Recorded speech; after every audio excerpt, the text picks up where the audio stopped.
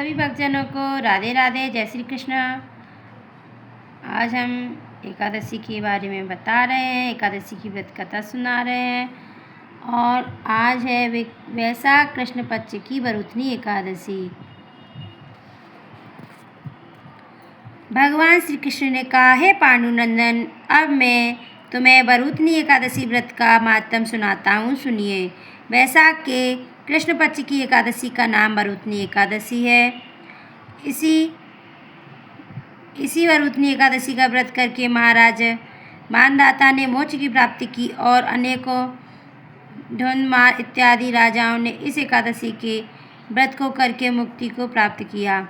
अनेक प्रकार की तपस्या हजारों लाखों वर्ष करने पर भी वह फल प्राप्त नहीं होता जो इस वैशाख कृष्ण पक्ष की एकादशी व्रत से प्राप्त होता है। अतः इस एकादशी का व्रत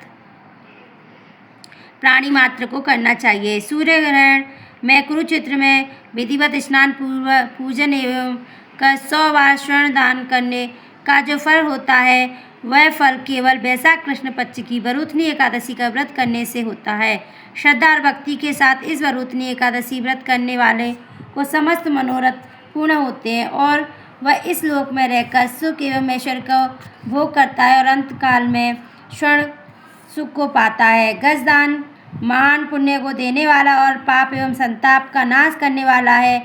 अश्वदान भी पुण्यप्रद है, मगर गजदान के समान नहीं। पर भूमिदान का पुण्य अत्यंत ही महान है। उसकी तुलना में अश्वदान और गजदान एकदम तुच्छ है। भूमिदान से भी अधिक पुण्य फल तिलदान में है और तिलदान से अधिक है यानी स्वर्णदान में है और स्वर्णदान से भी अधिक पुण्य अन्नदान में। अन्न महान एवं अच्छे फलों को देने वाला है।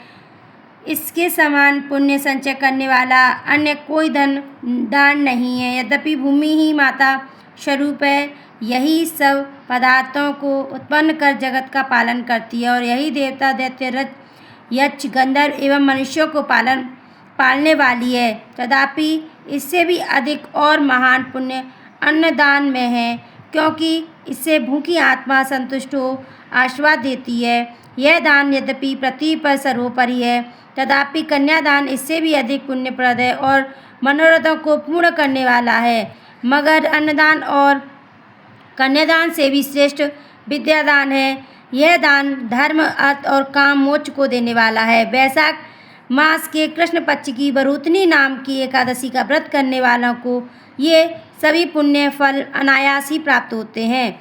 शास्त्रों ने बताया है कि जो दुष्ट मंदबुद्धि मनुष्य कन्या बेचकर धन प्राप्त करते हैं, वह महान पापी होते हैं। वह अनेक जन्मांतरों तक नरक में वास कर अंत में बिडाल योनि में जन्म पाते हैं।